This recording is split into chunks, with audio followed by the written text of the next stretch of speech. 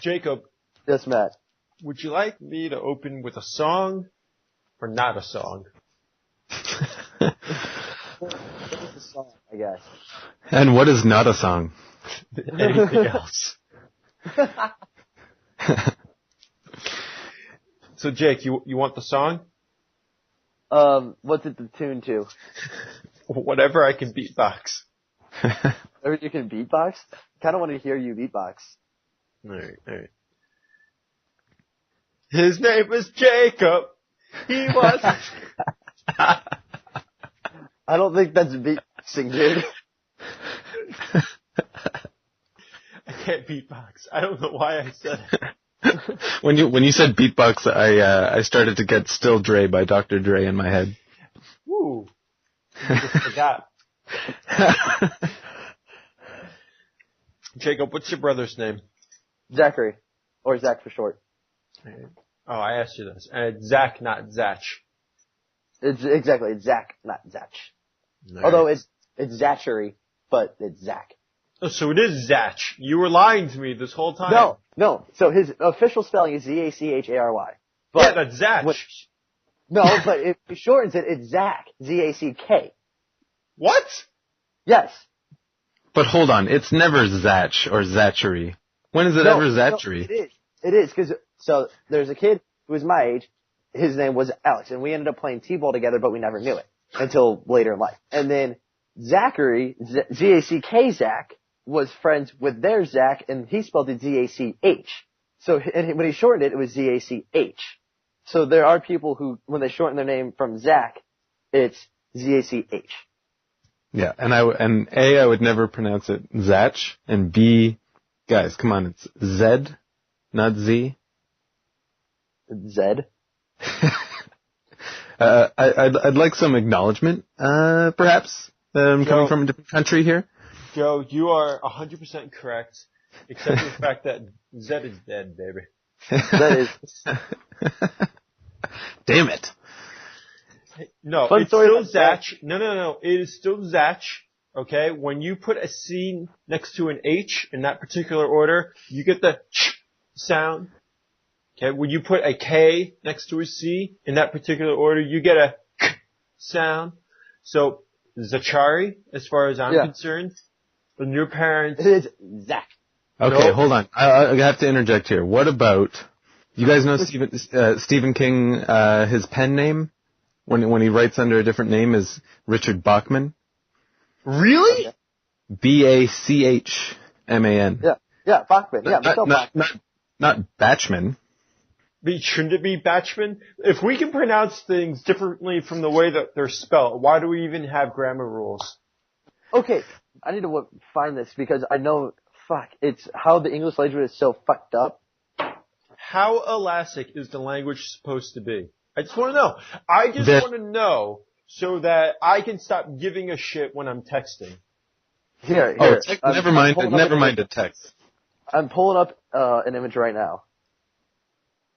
Yeah, I'd agree with that. The GH sound in enough is pronounced F, and the O in woman is pronounced with a short I. Oh.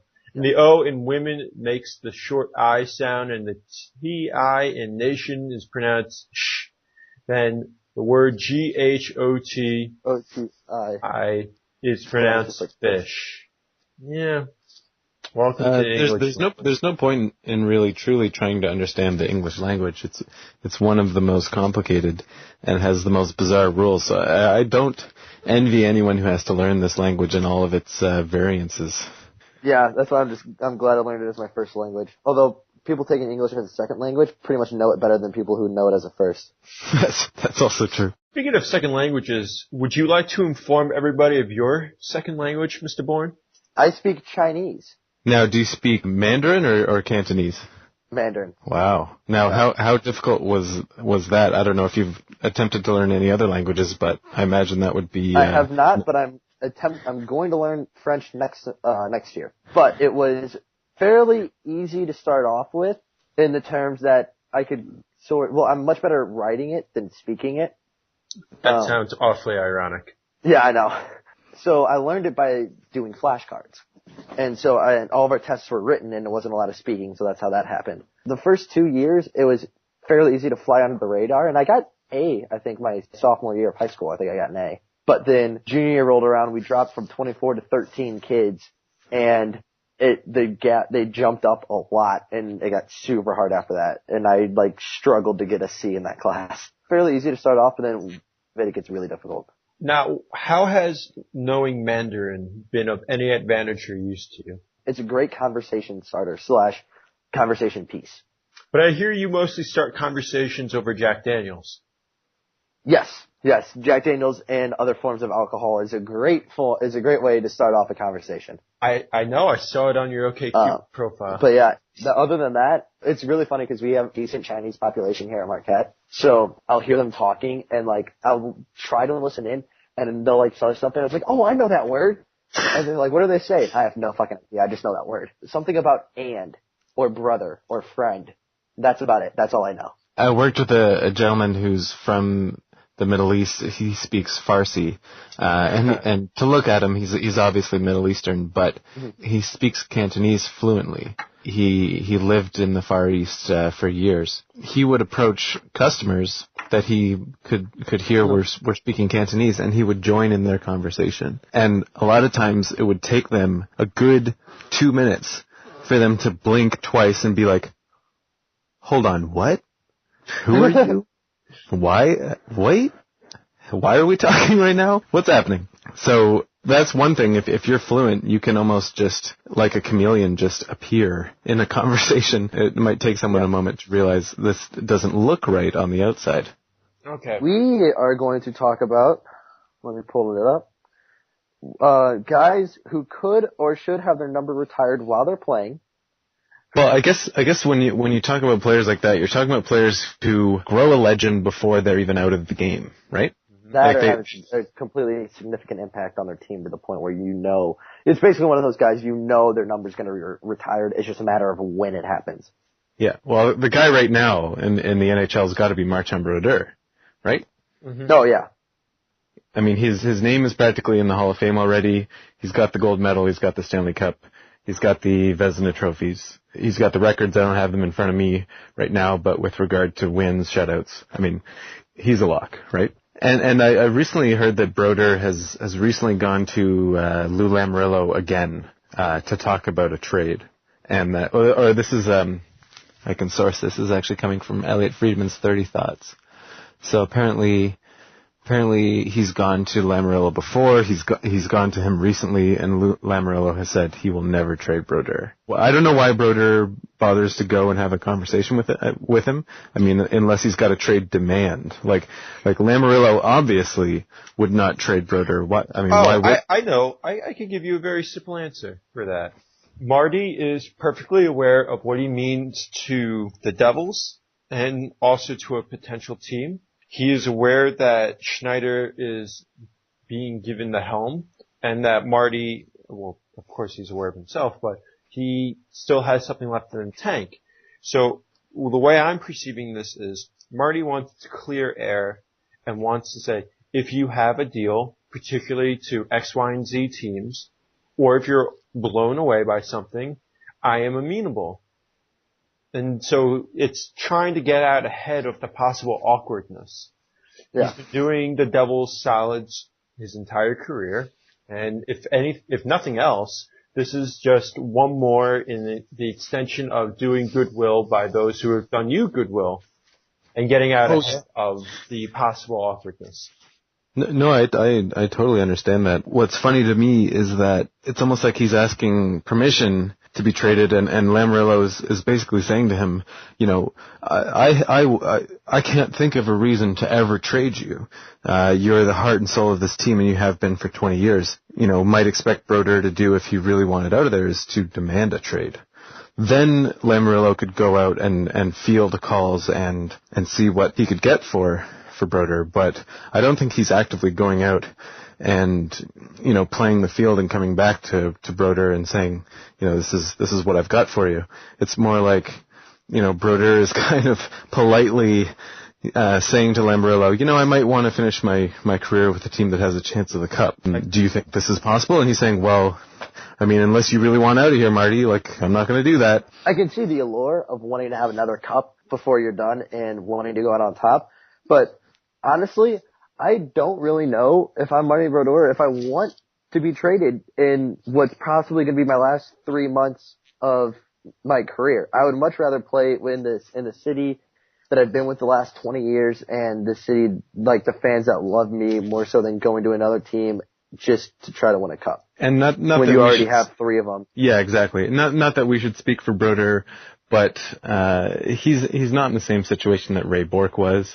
He's not in the same situation that Jarome Iginla was in, where you've never been there and you've never won it, and you want your one chance. Well, they've been there, but they haven't won it. There. But he just same thing with Bourque, but the principle remains the same. Right. I think Ray Bourque finally raising the cup might be one of my top 5 hockey moments of all time. Why? Let me rephrase that. It is in my top 5 hockey moments of all time. But why? I think it is a testament to Ray Bourque's career and also the sport of hockey in general. And I say that because here's a guy who has sacrificed so much in the fight to win the ultimate prize, and he never was able to do it in the city that drafted him, and he played for the majority of his career. And then so the ownership was like, we understand how much you mean to the city, and we understand how much you've done for us. Let us do something for you, and we'll send you to a team who has a legitimate shot at winning a cup. And then so they trade him to the Avs. He doesn't win the first time, but then the next year he resigns with a 1-year deal saying the shot. And in his swan song season, he goes and he finally is able to win the cup. And just knowing that a guy who spent 20 years fighting for his ultimate prize finally gets it. And he's finally able to have that sheer joy of winning it all for the first and only time in his career in his last season. I think that's just awesome. I think the redeeming quality there was that he didn't win the first playoff season and then came back for another full year. The reason why it might not be one of my favorite hockey moments of all time is that he went to a super team. He was one more player on a team that might have already won the cup anyway. And it was a little bit of like taking my talents to South Beach kind of thing, where it felt a little inauthentic. I think I would have been weirded out as well if Iginla won the cup with Pittsburgh last year, because it doesn't feel like Iginla's team. It's Crosby's team, it's Malkin's team. Kunitz and Dupuis and Letang are these great support players.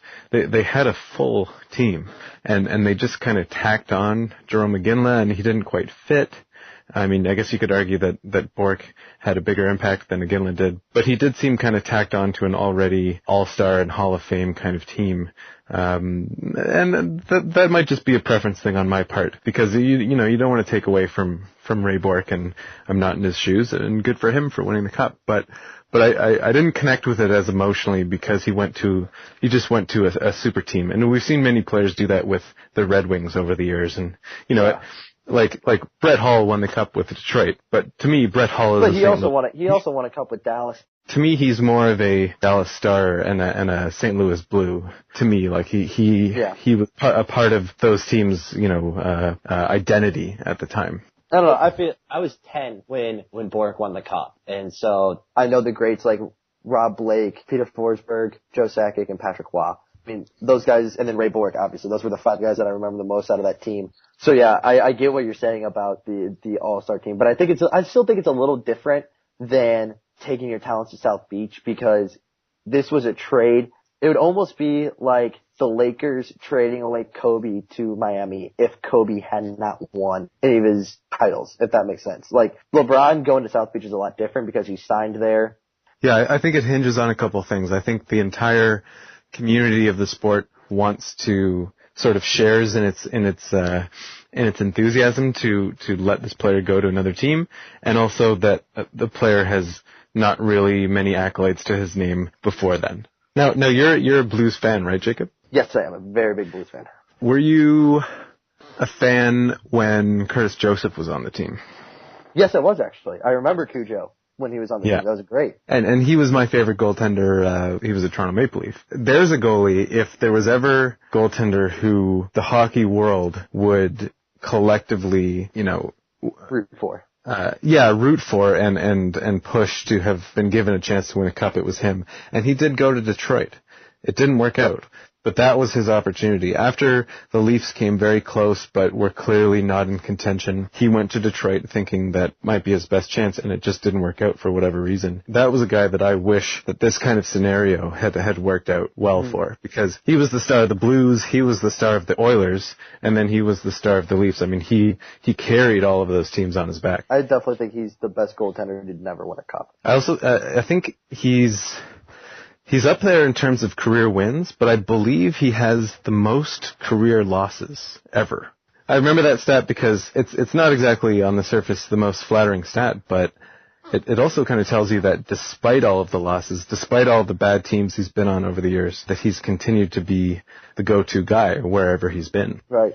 I look at him kind of like a Ryan Miller stuck in Buffalo right now. A great goaltender with a shitty team in front of him. Exactly.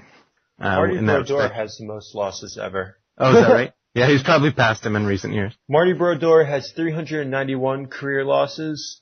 Curtis Joseph is tied with Gump Worsley at 352, which is one ahead of Gil Malash, which is 5 ahead of John Van Beesbrook, who is 5 ahead of Sean Bourque at 341. And the last one I'll give you is Nikolai Khabibulin has 334.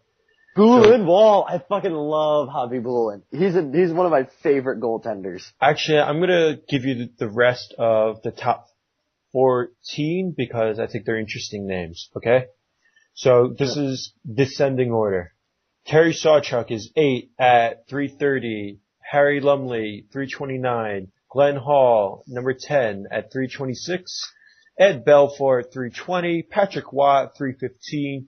Tony Esposito at 306, and coming into tonight, February 7th, 2014, is Roberto Luongo at 304 for 14th all-time in most losses. That has got to be a list that Luongo should be proud to be a part of. That's a Hall of Fame list. The two names at 3, actually, names that pop to mind when I think of players' numbers that should have been retired while they're playing. My 3 are Mike Modano, Joe Sakic, and Patrick Waugh. I had Waugh on my list as well. I had Brodeur, Waugh, and Mario Lemieux, who practically retired anyway, and came back. So he almost really was retired. And actually, now that I think about it, didn't he enter the Hall of Fame and then come back? Or am I wrong on that? I believe he did because he was out for a few seasons. And he ended up with Crosby by the very end. He was on the team with Crosby for a short time. At least the rookie season, but I believe the sophomore as well. Yeah, I'm gonna look this up because I think that'd be such a very cool stat if he actually was in the Hall of Fame and then came back.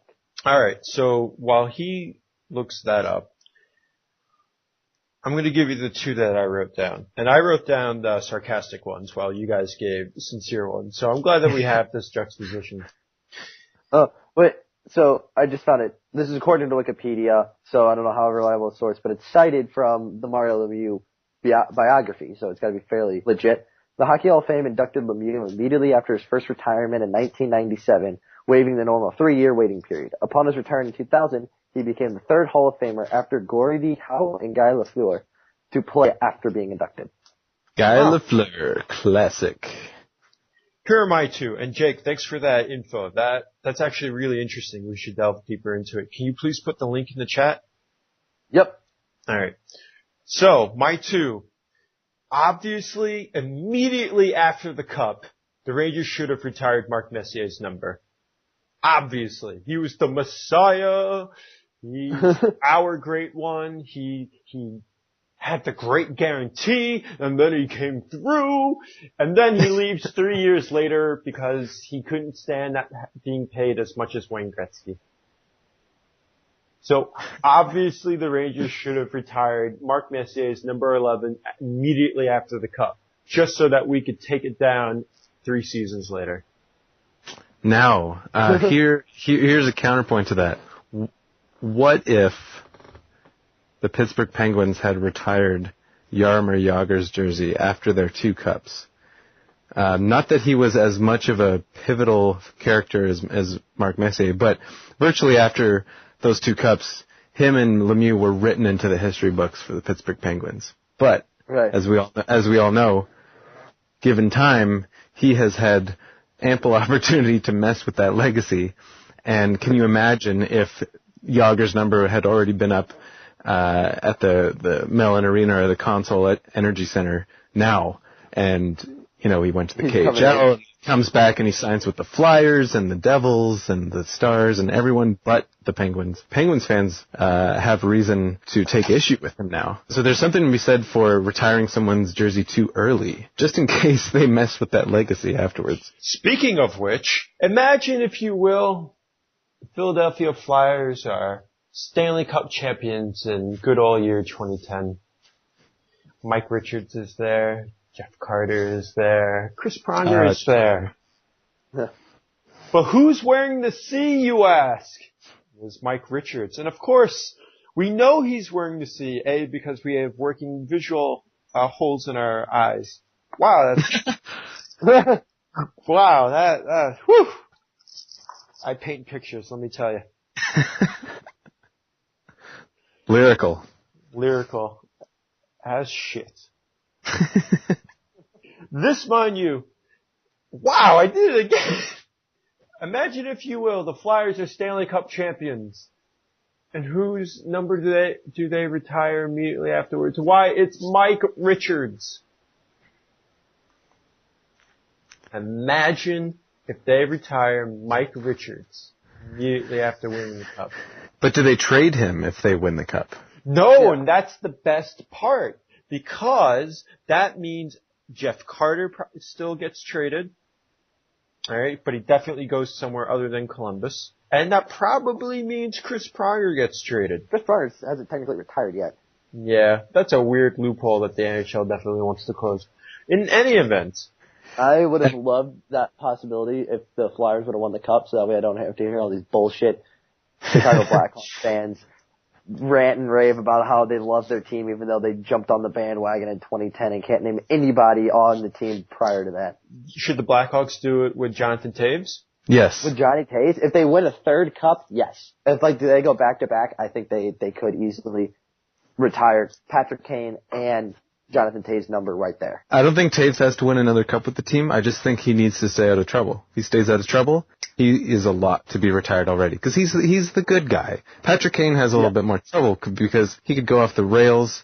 He could get himself in hot water again and tarnish his legacy. But Jonathan Toews, I mean, he's the sweetheart. I don't think he can really do anything wrong, and nor do I think that he even needs to prove himself further.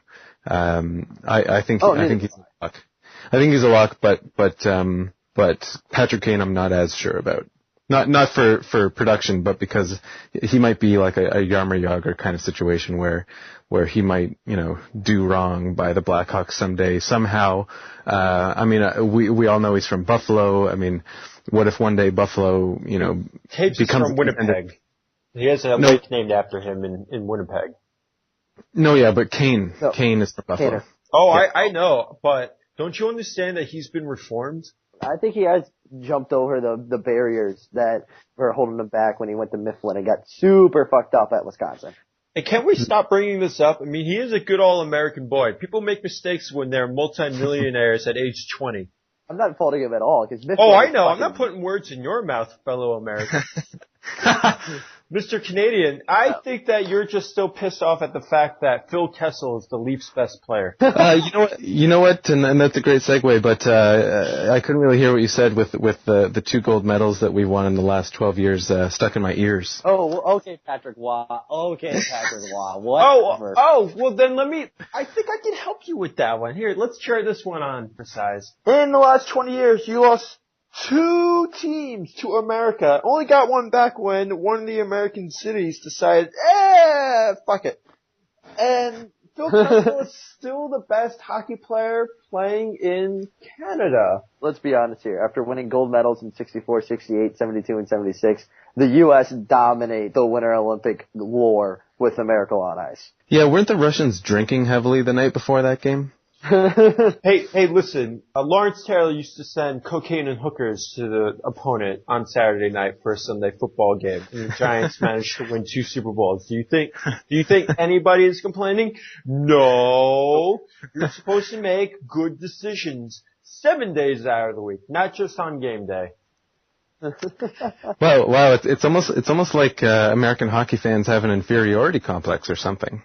Yeah, that coming from the guy that lives in the Empire State, all right, and a Yankee fan. Yeah, I don't know about that one. Yeah, well, Olympic teams can't be bought. So That's what you think. That is what you think, sir. No, why do you think the games are in Russia? The Olympic teams can't be bought, but sure hell the ref can. Exactly. At least the figure skating refs. Yes, we all went for the same reference. Yeah. All right. I will lay off Kane, but I think we can agree on the Jagr situation. Yes. Wait, I think we I don't agree. get that one. Being as someone who's written themselves into the history book of a team, but has since tarnished their name in the minds of fans of that city. Oh, I don't give a shit about that. Are you kidding me? I couldn't possibly care about that. I already watched Messier do what he did in '97. Okay. Whatever, man. If you want money and you can get it, go for it. I read recently that Mark Messier had been in a Reddit Ask Me Anything, and that he said that he regretted taking the captaincy from Trevor Linden at the time. Yep, that's what he said. That would be so shitty to go onto a team and then instantly take their captain. That'd be awful. Not just any captain. Trevor Linden. Man. I know. Trevor Linden. He won all those cups and gold medals and scoring titles.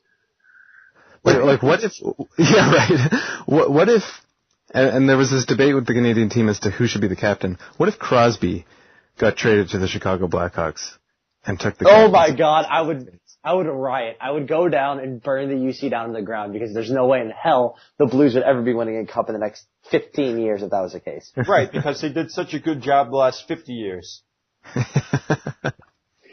Who, the Blues or the Hawks? Well, it'd be the Blues because that's who you're complaining against. But I think the much more interesting idea is Ovechkin being traded to the Penguins.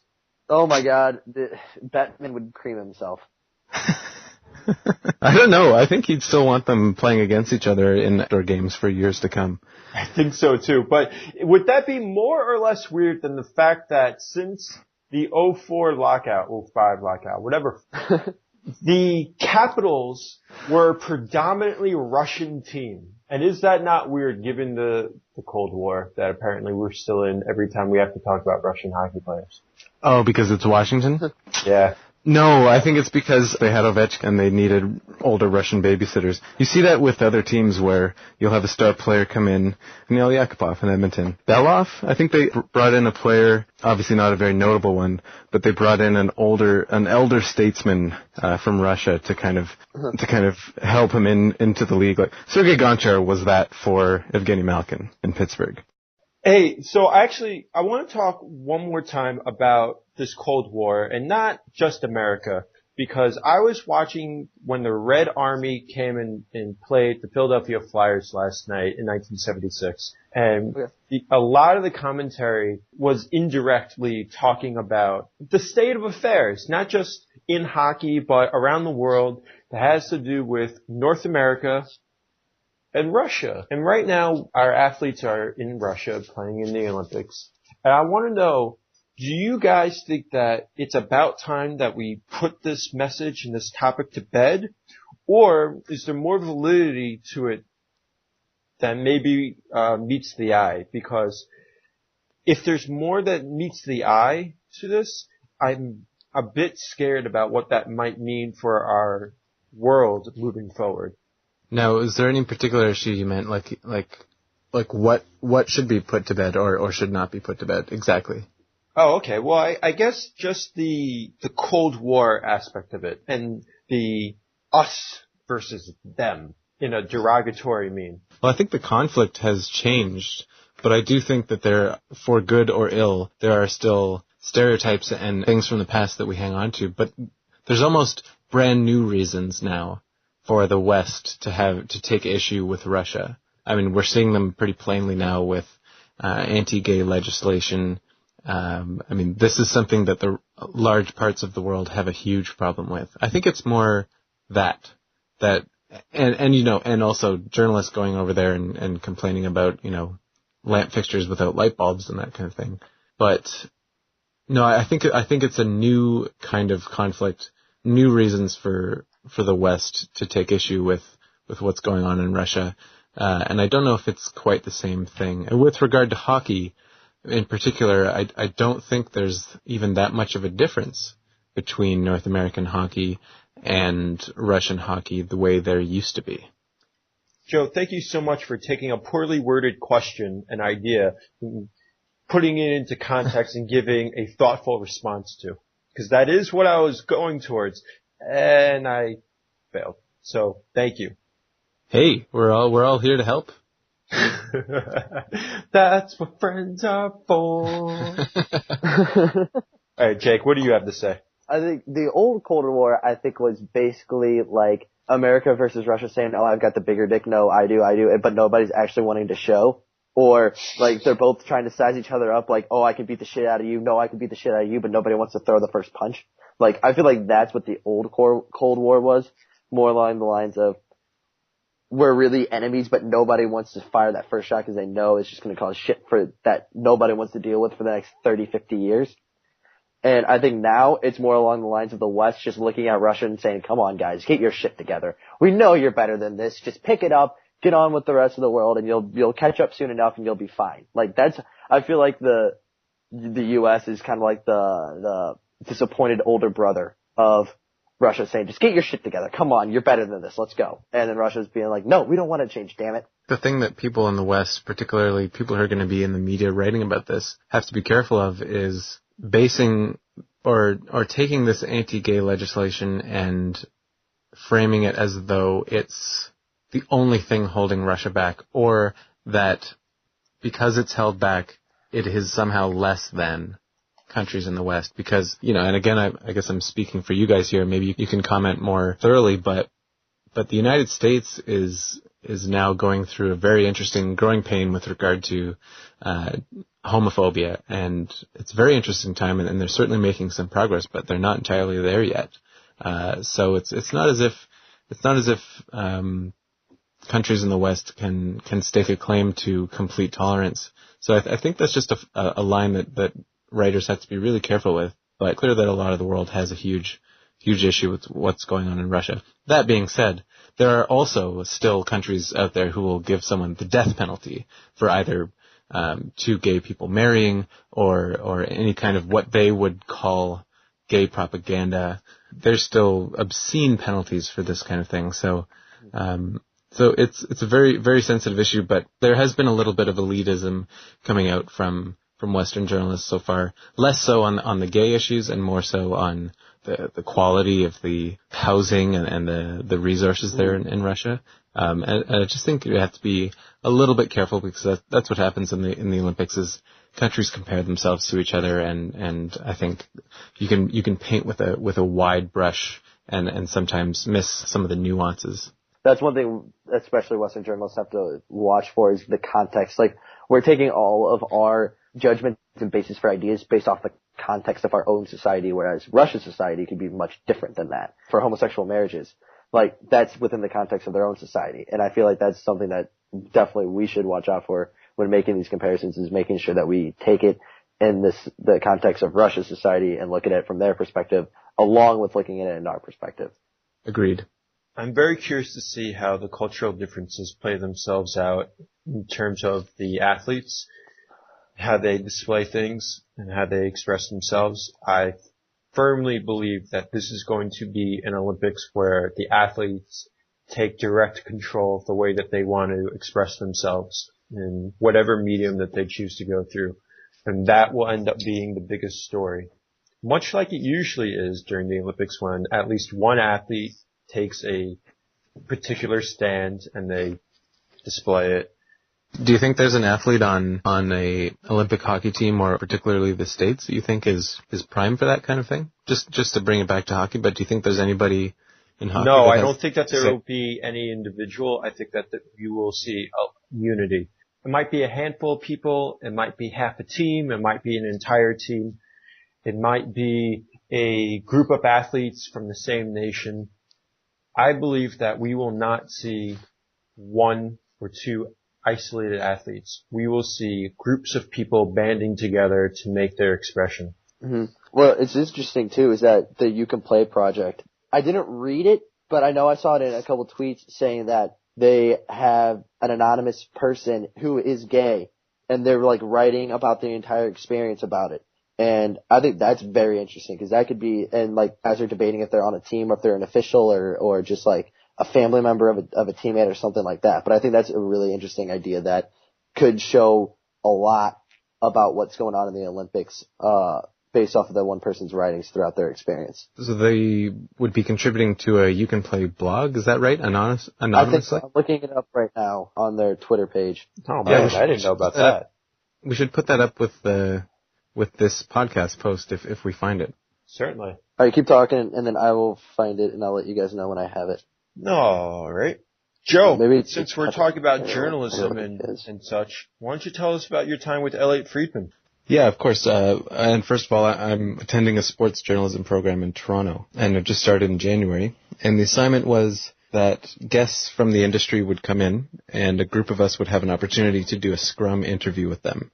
So taking turns asking questions, recording the conversation, transcribing it, and then writing a news story based off of it. So not a journal entry about how the interview went, but you were going to go in there with an angle. I mean, you'd have to adjust if there were going to be answers that didn't support your angle, but you'd have to go in with an idea, ask questions to that point, and write a story using quotes from, in this case, Elliotte Friedman. So he came in, and he'd been at the school before, so he was generous with his answers, but he was also cognizant of the fact that it was a learning experience for the students. So he was very helpful. A lot of his answers pertained to journalistic integrity, assuming that we were asking about him, but some of the questions were about the NHL, about experiences or issues in the sport. You know, there were a few teaching moments from him, and there were a few sort of insider moments from him where we got some really good stuff. And right off the bat, I asked him about the advanced stats conflict that's going on now between those who would insist that, you know, you can only measure the game through results and numbers, and those who are a little bit more traditional and would assess the game based on instinct, based on, you know, we've heard all the cliches about watching the game, the eye test. Those two groups of people, I asked him about why, like, how would you characterize this divide today, and is there a resolution coming anytime soon? He gave me an answer that I pretty much anticipated, which is, and I've heard him in interviews before, so I have heard him talk about this. And what he said was that he always looks for balance. He feels the same way as I do, which is you can't have a new group who insists on demanding respect and insisting that this is now the way, and if you do not look at the game in this way, then you're outdated, then you're becoming irrelevant. I also agree with Friedman in the sense that there is a perfect marriage to be found there. What holds this conflict back, I think, is that it gets so personal that people on either side make it part of their routine to make the other side look bad, which is just silly. I mean, we're not talking about global warming here. We're talking about hockey. Now, the point that he made that was unexpected that I might throw to you guys with, which is very interesting, is that he's sure that there are teams out there using advanced analytics. Why it hasn't been accepted yet in a huge way by the hockey community is that these teams, of course, have to be secretive with what they use, and it would be a competitive disadvantage if they just, you know, showed the world, you know, how they assessed players.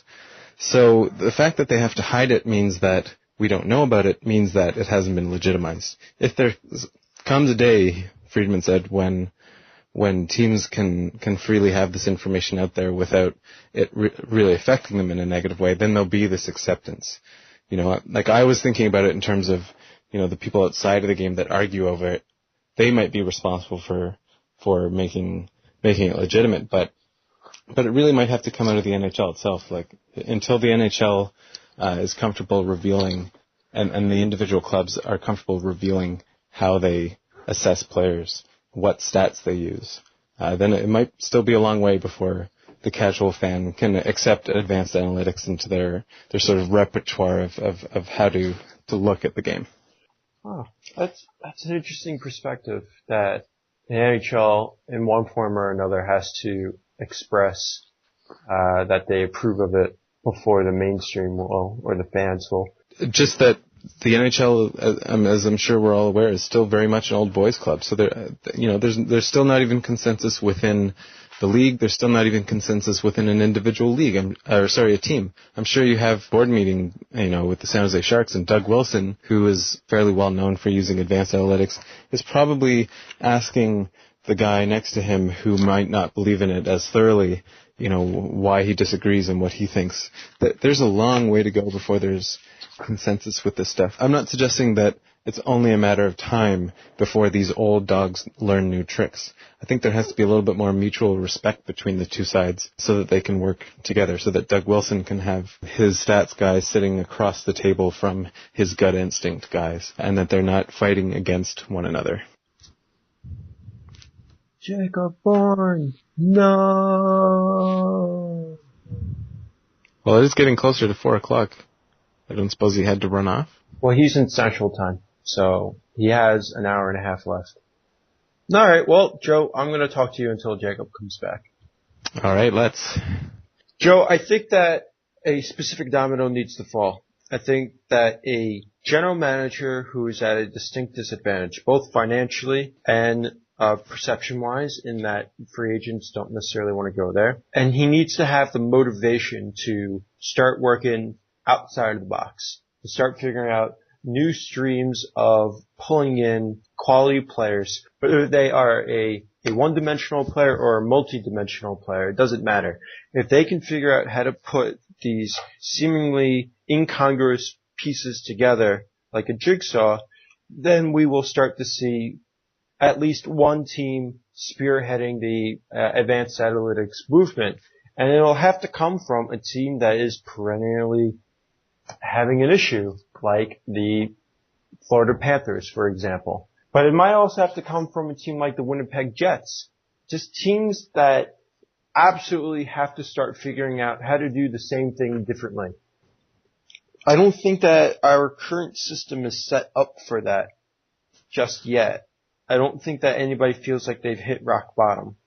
True. Now, the LA Kings were kind of an obscure team for years and years, but as far as I've heard, Dean Lombardi is supposed to be a pretty active proponent of advanced stats.